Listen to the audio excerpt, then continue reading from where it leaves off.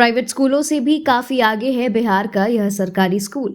बिहार के कैमूर का एक सरकारी स्कूल निजी स्कूलों को आईना दिखा रहा है। कुदरा के न्यू प्राथमिक विद्यालय तरहनी के प्रभारी हेडमास्टर सिकेंद्र कुमार सुमन का चयन राष्ट्रीय शिक्षक पुरस्कार के लिए किया गया है, जिन्हें दिल्ली में 5 सितंबर को आयोजित शिक्षक सम्मान समारोह कार्यक्रम में सम्मानित किया जाएगा।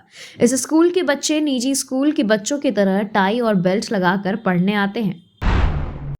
बिहार भूमि सर्वेक्षण में केवाला नहीं दिखाया तो जमीन सरकार ले लेगी। बिहार में सभी जमीन के असल हकदार को अपना दावा दाखिल करना है ताकि आगे जमीन का कोई विवाद नहीं रहे। केवाला ही इसका सिर्फ एक प्रमाण नहीं है, बहुत सारे विकल्प है आपको अपनी जमीन को अपना बताने के लिए। लेकिन अगर किसी जमीन का कोई कागजाती दावेदारी साबित नहीं हुई तो वह जमीन सरकारी घोषित करने की प्रक्रिया से पहले नोटिस पर जाएगी। वैशाली में अमोनिया गैस का रिसाव, मची अफरा तफरी। वैशाली में अमोनिया गैस का रिसाव हुआ है। इस बात की जानकारी मिलते ही अफरा तफरी का माहौल हो गया। आनंद फानन में स्टोर में तैनात कर्मियों ने तत्काल घटना की सूचना फायर ब्रिगेड को दी। सूचना मिलते ही जिला सहायक अग्निशमन पदाधिकारी सत्येंद्र प्रसाद फायर कर्मियों के साथ अग्निशमन वाहन लेकर मौके पर पहुंचकर स्थिति को नियंत्रण करने में जुट गई। लालू यादव में आरएसएस और बीजेपी पर जोरदार हमला किया। सिंगापुर से पटना लौटते ही राजद सुप्रीमो लालू यादव ने आरएसएस और भाजपा पर जोरदार हमला किया है। राजद अध्यक्ष ने कहा है कि ये लोग जातीय जनगणना कैसे नहीं कराएंगे, इन लोगों को मजबूर कर देंगे। लालू यादव ने एक्स पर लिखा, इन आरएसएस और बीजेपी वाला का कान पकड़ दंड बैठक करा, इनसे जातिगत जनगणना कराएंगे। इनका क्या औकात है जो ये जातिगत जनगणना नहीं कराएंगे, इनको इतना मजबूर करेंगे कि इन्हें जातिगत जनगणना कराना ही पड़ेगा। मंकी पॉक्स को लेकर बिहार में अलर्ट। अफ्रीका से होते हुए पाकिस्तान, बांग्लादेश व थाईलैंड जैसे देशों में संक्रामक मंकी पॉक्स के मरीज मिलने के बाद स्वास्थ्य विभाग ने सतर्कता बढ़ा दी है। मंगलवार से पटना के लोकनायक जयप्रकाश नारायण अंतर्राष्ट्रीय एयरपोर्ट व गया के अंतर्राष्ट्रीय एयरपोर्ट पर विदेशों से आने वाले लोगों की स्क्रीनिंग शुरू की जाएगी। दोनों एयरपोर्ट पर बैनर के साथ आई हेल्प यू डेस्क लगाकर चिकित्सक की प्रतिनियुक्ति की गई है। राजद के मुख्य आधार वोट बैंक पर भी निशाना साधने की रणनीति। अपनी रणनीति के तहत प्रशांत किशोर ने ऐलान किया है कि विधानसभा चुनाव में वे हर लोकसभा क्षेत्र में कम से कम एक महिला उम्मीदवार को खड़ा करेंगे। अगली कड़ी में प्रशांत किशोर ने मुसलमानों के लिए भी इसी तरह का ऐलान किया है। उनका कहना है कि बिहार विधानसभा में 40 सीटों पर मुसलमान प्रत्याशियों को खड़ा किया जाएगा, वहीं 40 मुसलमानों को टिकट देने का ऐलान कर वे राजद के मुख्य आधार वोट बैंक पर भी निशाना साधते हुए अपनी ओर आकर्षित करने की कोशिश कर रहे हैं। बिहार के एक गांव में भेड़ियों का आतंक। यह पूरा मामला गया जिले के खिजरसराय थाना क्षेत्र में स्थित मकसूदपुर गांव का है। 300 साल से अधिक पुराना मकसूदपुर किला इन दिनों भेड़ियों का ठिकाना बना हुआ है। इस गांव के लोग भेड़िया के आतंक से डरे और सहमे हुए हैं। ग्रामीण शाम होते ही अपने अपने घरों में बंद हो जाते हैं। भेड़िया ने अब तक 4 लोगों पर हमला कर लहूलुहान कर दिया है। वहीं कई मवेशियों पर भी हमला कर जख्मी कर दिया है।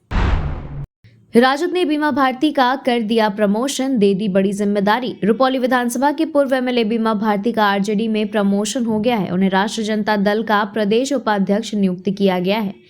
बीमा भारती, जिन्होंने पिछले लोकसभा के दौरान जनता दल यूनाइटेड से इस्तीफा देकर राजद की सदस्यता ग्रहण की थी, अब इस महत्वपूर्ण पद पर आसीन हुई हैं। उन्होंने राजद के टिकट पर लोकसभा चुनाव भी लड़ा था।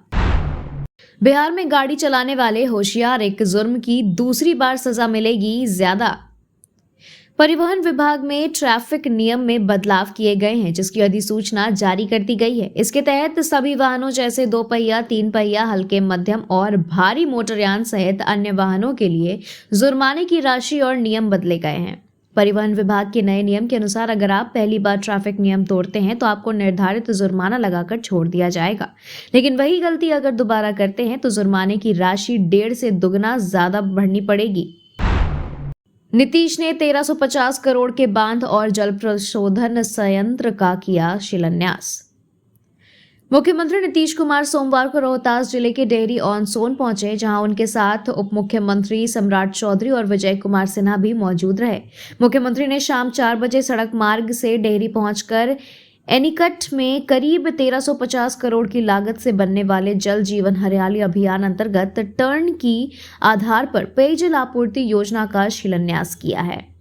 इसका उद्देश्य सोन नदी के जल को साफ करके पीने के योग्य बनाकर औरंगाबाद, डेहरी और सासाराम शहर में सप्लाई करना है। प्रशांत किशोर ने तेजस्वी की समझ पर उठाया सवाल। सोमवार को आरा पहुंचे प्रशांत किशोर, यहां उन्होंने जनसभा को संबोधित किया। उन्होंने अपनी सभा में विधानसभा में प्रतिपक्ष के नेता तेजस्वी यादव पर करारा प्रहार करते कहा कि तेजस्वी यादव 10 दिनों का ट्यूशन लेकर के भी 5 मिनट तक समाजवाद पर नहीं बोल सकते। बिहार में शिक्षकों को जल्द मिलेगा उनका वेतन, विभाग ने जारी किए 1384 करोड़ रुपए। राज्य के सभी प्रारंभिक एवं माध्यमिक विद्यालयों में कार्यरत शिक्षक एवं कर्मचारियों का जल्द वेतन भुगतान होगा। इसके लिए शिक्षा विभाग ने 1384 करोड़ 23,23,855 रुपए की राशि जारी की है। इसमें कि सभी जिलों को विभाग द्वारा अगले सप्ताह तक प्रारंभिक शिक्षकों को वेतन भुगतान सुनिश्चित करने का निर्देश जिला शिक्षा अधिकारियों को दिया गया। मुख्यमंत्री नीतीश कुमार ने पुस्तकालय का किया शिलान्यास।